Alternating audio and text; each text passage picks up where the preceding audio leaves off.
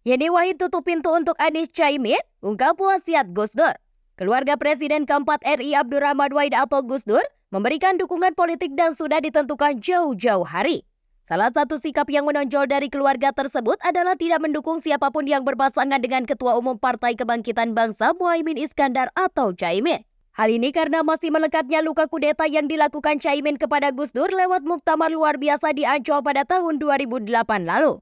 Pada 2008, perselisihan antara kubu Gus Dur dan Caimin di PKB dimulai selepas Muktamar 2005. Saat itu Muhaimin terpilih menjadi Ketua Umum PKB melalui Muktamar, sedangkan Gus Dur ditetapkan menjadi Ketua Dewan Syuro PKB. Sejak Muktamar itu, muncul dua kubu di dalam PKB, yakni kubu Gus Dur dan kubu Caimin. Lantas pada Maret 2008 muncul kabar ada upaya untuk melengsarkan Gus Dur dari posisi Ketua Dewan Syuro PKB. Puncak dualisme terjadi pada 2008 saat Caimin menggelar muktamar luar biasa di Ancol tahun 2008. Hasil keputusan itu melengsarkan Gus Dur dari posisi Ketua Dewan Syuro PKB dan kembali mengangkat Muhaimin sebagai Ketua PKB.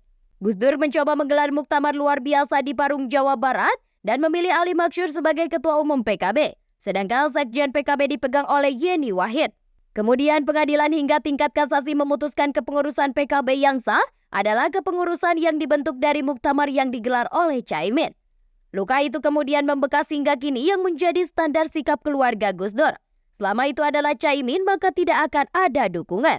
Yeni Wahid menyebutkan jika Capres Partai Gerindra Prabowo Subianto meminang Caimin sebagai cawapres, keluarga Gus Dur siap angkat tangan tak memberi dukungan. Batas toleransi dukungan masih diberikan jika Caimin hanya menjadi pengusung Prabowo, bukan menjadi pasangan. Hal ini ditegaskan pula kepada baca pres Anies Baswedan dari Koalisi Perubahan dan Persatuan yang menjadi pasangan Caimin dalam perhelatan Pilpres 2024 mendatang.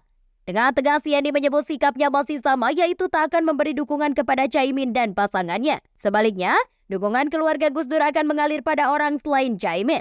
Yeni menyebut masih membangun komunikasi dengan dua sosok capres lainnya yaitu Ganjar Pranowo dan Prabowo Subianto. Dia bahkan menyebut dalam waktu dekat dan agenda pertemuan dengan Prabowo. Selain menjalankan komunikasi dengan Prabowo, Yeni juga menyebut menjalin komunikasi dengan Capres PDI Perjuangan Ganjar Pranowo. Karena kedua capres tersebut masih berpeluang mendapat dukungan dari keluarga Gus Dur saat ini. Yeni mengatakan, penarikan dukungan kepada Caimin sudah pernah dilakukan pengikut Gus Dur saat kudeta PKB yang dilakukan Caimin.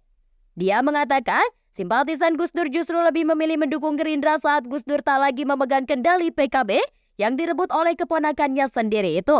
Yang menarik, representasi suara NU dari PKB justru lebih kecil dibandingkan suara NU di Gerindra. PKB Gus Dur mengalihkan suara untuk Gerindra, maka suara Gerindra naik di Jatim 2009, suara PKB Caimin turun 70%, kata Yeni. Putri Presiden keempat itu mengungkapkan ayahnya sempat berwasiat sebelum meninggal dunia supaya Caimin diganti dari kursi Ketua Umum PKB. Hal ini disampaikan Yeni ketika membantah pernyataan Caimin yang menjadi korban kudeta saat diberhentikan sebagai Ketua Umum PKB ketika terjadi gejolak internal PKB di medio 2008 lalu. Ia menegaskan publik sudah dewasa ketika menyikapi klaim Caimin tersebut. Terlebih, masih banyak saksi yang menyaksikan dinamika politik kala itu masih hidup saat ini. Yeni membantah dirinya turut mengkudeta Caimin. Ia mengatakan kala itu bukan siapa-siapa, melainkan sekedar prajurit Gus Dur. Arah dukungan politik keluarga Gus Dur ini tentunya masih dinanti oleh publik. Apakah memutuskan memilih Prabowo Subianto atau Ganjar Pranowo?